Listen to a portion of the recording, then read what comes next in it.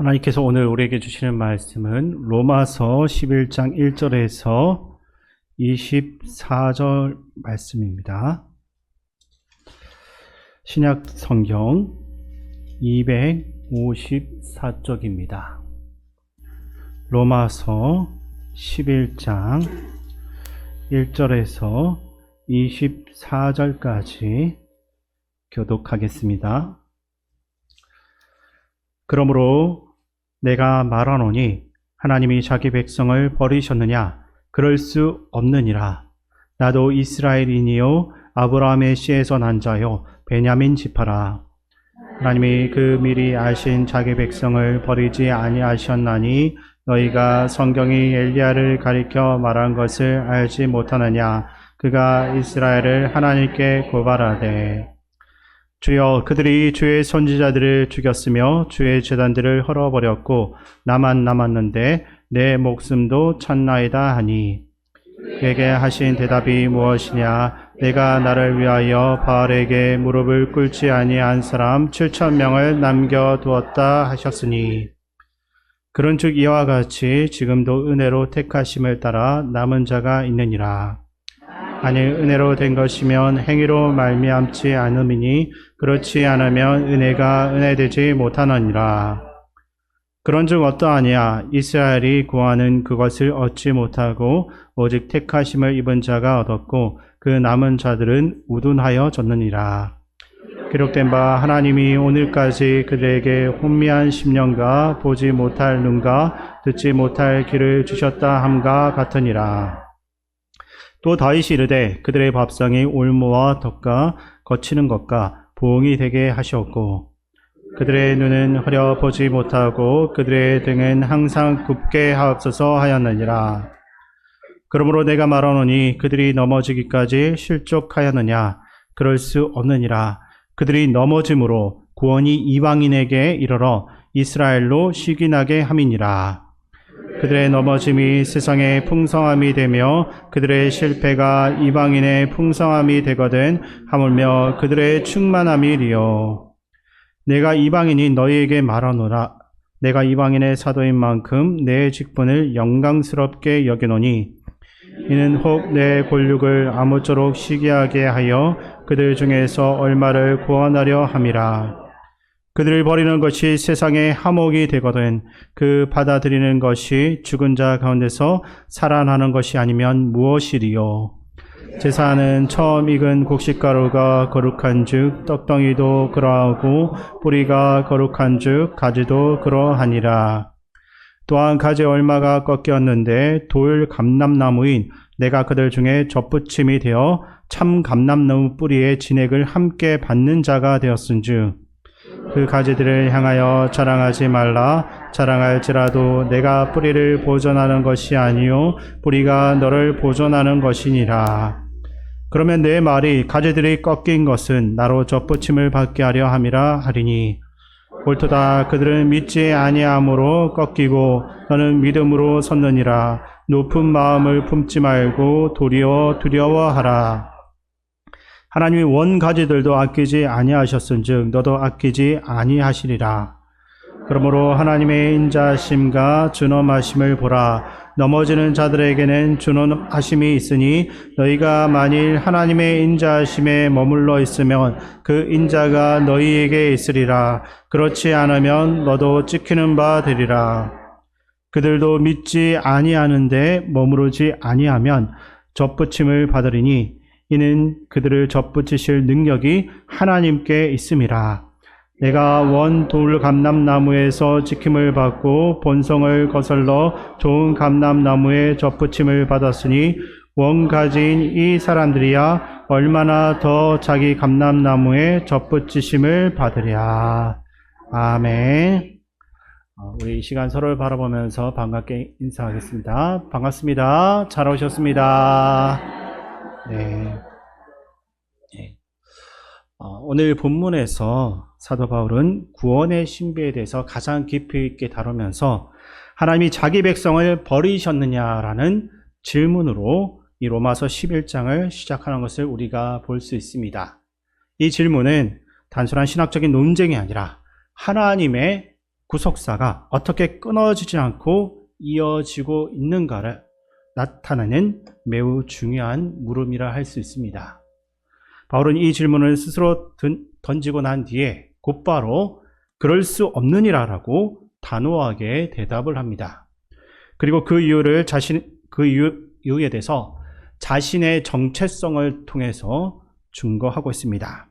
그는 나도 이스라엘인이요 아브라함의 씨에서 난 자요 베냐민 지파라 라고 고백을 하면서 자신이 바로 하나님께서 버리지 않으신 이스라엘의 살아있는 증거다라는 것을 알려주고 있습니다. 이 말은 곧 하나님께서 이스라엘을 완전히 버리신 것이 아니라 은혜로 남겨두신 남은 자를 통해서 구원의 역사를 계속 이루고 계신다라는 것을 의미하고 있습니다. 바울은 이 원리가 새로운 것이 아님을 보여주기 위해서 역사적인 그 선례를 제시하고 있습니다. 3절과 4절 말씀을 보시게 되면 엘리야 시대에 대해서 이야기하는데 그 말씀을 제가 읽어드리겠습니다. 주여, 그들이 주의 선지자들을 죽였으며 주의 제단들을 헐어버렸고 나만 남았는데 내 목숨도 찾나이다 하니 그에게 하신 대답이 무엇이냐? 내가 나를 위하여 바알에게 무릎을 꿇지 아니한 사람 7,000명을 남겨두었다 하셨으니. 아멘. 선지자는 어떠한 변화도 보이지 않고 오히려 상황이 점점 더 악화되는 그 현실 속에서 완전히 절망했습니다. 그러나 하나님께서는 남은 자를 통해서 구원의 그 역사를 이루어 가시겠다라고 말씀하시고 있습니다. 대부분의 사람들이 타락하고 배교를 할 때에도 하나님은 소수의 그 신실한 자들을 보존하시며 그들을 통해 자신의 뜻을 이루어 가시는 것입니다. 그리고 바울은 5절에서 구원의 본질에 대해서 분명히 선언을 하는데 그 말씀을 보면 그런즉 이와 같이 지금도 은혜로 택하심을 따라 남은 자가 있느니라 라고 하십니다. 이 선언에서 우리가 주목해야 할 핵심 단어가 있습니다. 바로 은혜입니다. 남은 자가 된 이유는 그들의 공로나 행위 또는 도덕적인 우월함 때문이 아니라 오직 하나님의 주권적인 은혜 때문인 것입니다. 바울은 이것을 강조하기 위해서 6절에서 한 가지를 덧붙이고 있는데 그 말씀을 우리 함께 읽겠습니다. 만일 은혜로 된 것이면 행위로 말미암지 않음이니 그렇지 않으면 은혜가 은혜되지 못하느니라. 아멘. 은혜와 인간의 공로는 결코 함께 설 수가 없는 구원의 원리입니다. 만약 우리의 행위나 공로가 그 하나님의 구원에 조금이라도 기여를 했다면 그것은 더 이상 하나님의 은혜가 될 수 없습니다. 이 진리는 오늘 이 자리에 있는 우리 모두에게 똑같이 적용되는 것입니다. 우리가 구원의 방주인 교회 안에 있게 된 것, 하나님을 알고 그분의 자녀가 된 것은 우리의 자경이나 공로 때문이 아니라 전적으로 하나님의 은혜 때문입니다. 하나님께서는 어느 시대에도 세상을 버리지 않으시고 은혜로 남겨두신 남은 자들을 통해서 복음의 불씨를 계속해서 이어오셨습니다. 그 결과 복음은 2000년이라는 그 시간을 넘어서 21세기의 땅 한국까지 전해졌고 오늘 우리가 하나님을 우리의 아버지라고 부를 수 있게 된 것입니다. 그러므로 우리는 단순하게 구원받은 자로서만 머물러서는 안 됩니다.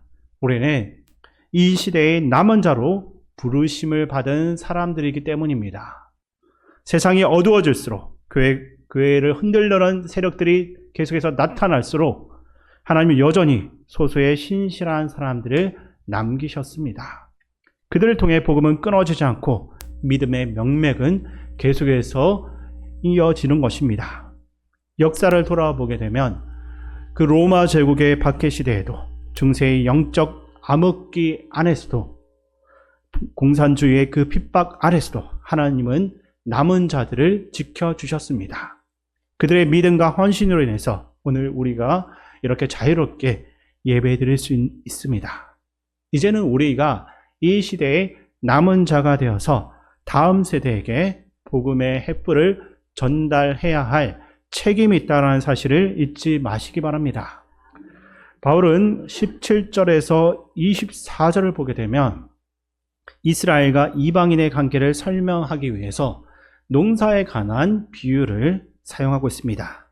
이 비유는 단순한 예시로서만 볼 것이 아니라 구원의 역사가 어떻게 이어지면서도 새로운 전환을 이루어가는지, 즉 연속성과 불연속성을 동시에 드러내는 탁월한 설명이라 할 수 있습니다. 그중 17절 말씀을 제가 읽어드리겠습니다.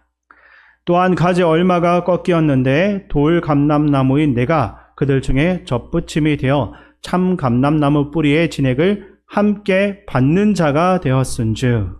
아멘. 이 비유에서 참 감람나무는 하나님께서 아브라함과 맺으신 언약 공동체, 즉 이스라엘을 상징하고 있습니다. 그러나 믿지 않음으로 인해서 그 가지 중 일부가 꺾이는 불행을 겪고 말았습니다. 그 자리에 본래 야생 감람나무였던 이방인들이 믿음을 통해서 반응을 함으로써 접붙임을 받았습니다. 이것이 바로 이방인의 구원입니다. 역사적으로 유대인들의 대다수가 메시아이신 예수님을 거부하고 죽이기까지 했습니다. 그 결과 복음이 이방인에게로 전해지게 된 것입니다. 11절 말씀을 세 번역으로 보게 되면 그들의 허물 때문에 구원이 이방 사람에게 이르렀는데 이것은 이스라엘에게 질투하는 마음이 일어나게 하려는 것이다 라고 나와 있습니다. 이스라엘의 실족과 허물이 이방인에게는 구원의 기회가 되어졌던 것입니다. 그러나 바울은 여기서 이방인 신자들이 빠질 수 있는 그 위험한 교만에 대해서도 경고하고 있습니다. 18절을 보시면은 바울은 그 가지들을 향하여 자랑하지 말라. 자랑할지라도 내가 뿌리를 보존하는 것이 아니요 뿌리가 너를 보존하는 것이냐라고 이야기하고 있습니다. 이러한 바울의 경고는 20절과 21절을 보시게 되면 더 강력하게 나타나는 것을 볼 수 있는데 그 말씀을 제가 읽어드리겠습니다. 옳도다. 그들은 믿지 아니함으로 꺾이고 너는 믿음으로 섰느니라. 높은 마음을 품지 말고 도리어 두려워하라. 하나님이 원 가지들도 아끼지 아니하셨은즉 너도 아끼지 아니하시리라. 아멘. 매우 엄중한 경고입니다. 하나님께서 불신앙으로 인해서 본래의 가지를 꺾어내셨다면 접붙임 받은 가지인 이방인 신자들 또한 교만과 불순종에 빠지면 동시에 동일한 심판을 받을 수 있는 것을 경고하고 있는 것입니다. 우리가 받은 구원은 결코 당연한 것이 아닙니다. 그것은 우리의 자격이나 공로 때문이 아니라 오직 하나님의 그 순전한 은혜로 접붙임 받은 결과라 할 수 있습니다. 그러므로 우리는 이 사실을 자랑하고 교만할 것이 아니라 겸손과 오직 경건한 그 두려움 가운데서 그리고 깊은 감사의 마음으로서 살아가야 하는 것입니다. 22절 말씀은 이렇게 말하고 있는데 이어서 22절 말씀 우리 함께 읽겠습니다. 그러므로 하나님의 인자하심과 준엄하심을 보라. 넘어지는 자들에게는 준엄하심이 있으니 너희가 만일 하나님의 인자하심에 머물러 있으면 그 인자가 너희에게 있으리라. 그렇지 않으면 너도 찍히는 바 되리라. 아멘. 하나님의 은혜는 값없이 주어져 있지만 그 은혜를 가볍게 여기고 불순종하는 자는 심판을 피할 수가 없습니다. 교회는 우리가 세상의 그 풍경을 구경하면서 편히 쉬는 유람선이 아니라 구원의 방주, 구조선입니다. 이 정체성을 분명하게 깨닫고 아는 것이 매우 중요합니다. 노아의 방주도 단순히 그 가족들만을 위한 안락한 공간이 아니었습니다. 그것은 심판 중에서도 생명을 지키고 새로운 시작을 가능하게 만들었던 구원의 통로였습니다. 마찬가지로 교회는 세상의 심판 가운데서도 구원받은 자들의 공동체며 동시에 아직도 구원받지 못한 영혼들을 위한 피난처가 되어져야 합니다. 그렇게 하나님께서 우리를 이 방주에 태우신 이유는 분명해집니다. 죄악의 바다에서 허우적대고 헤매고 있는 영혼들에게 구원의 밧줄을 던져서 그들을 끌어올려 함께 구원받게 하는 것입니다. 베드로전서 2장 9절은 이렇게 말하고 있는데 그 말씀을 제가 읽어드리겠습니다. 그러나 너희는 택하신 족속이요 왕같은 제사장들이요 거룩한 나라요 그의 소유가 된 백성이니 이는 너희를 어두운 데서 불러내어 그의 기이한 빛에 들어가게 하신 이의 아름다운 덕을 선포하게 하려 하심이라. 아멘. 교회가 존재하는 그 궁극적인 목적은 세상의 구원을 위한 그 귀한 사명을 수행하기 위함입니다. 그러므로 우리의 신앙은 결코 개인적인 만족이나 어떤 심리적인 위로로만 끝날 수가 없습니다. 물론 하나님은 험한 세상의 그 삶 가운데서 우리를 위로하시고 평안을 주십니다. 그러나 그 위로와 평안은 우리가 더 효과적으로 하나님께 주신 그 사명을 잘 감당하도록 하기 위해서 주신 것임을 우리가 기억해야 됩니다. 마태복음 5장에서 예수님은 너희는 세상의 빛이다 라고 말씀하셨습니다. 빛의 목적은 자기 자신만을 비추는 것이 아니라 어둠을 밝히는 것입니다. 우리는 어둠 속에 있는 그 사람들이 길을 찾아갈 수 있도록 빛을 비추어야 합니다. 엘리야는 구약의 위대한 선지자 중에 한 사람이었습니다. 그는 갈멜산에서 바알의 선지자 450명과 아세라의 선지자 400명, 총 850명의 그 거짓 선지자들과 대결을 해서 승리를 했습니다. 하나님의 능력을 직접 체험했고 하늘에서 내려온 불이 제단을 태우는 그 놀라운 역사를 경험했습니다. 그러나 그 극적인 그 놀라운 승리 직후에 이세벨 왕비의 협박 한마디에 엘리야는 완전히 무너져 내렸습니다. 그리고 도망쳐서 강야로 들어가 로뎀나무 아래에 앉아 죽기를 구하고 있습니다. 그리고 그는 하나님께 칼로 주의 선지자들을 죽였고 오직 나만 남았거늘 그들이 내 생명을 찾아 빼앗으려 하나이다라고 하소연했습니다. 그러나 이때 하나님의 관점은 엘리야와는 분명히 달랐습니다. 하나님께서는 엘리야에게 말씀하십니다. 그러나 내가 이스라엘 가운데 7,000명을 남기리니 다 바알에게 무릎을 꿇지 아니하고 다 바알에게 입맞추지 아니한 자니라.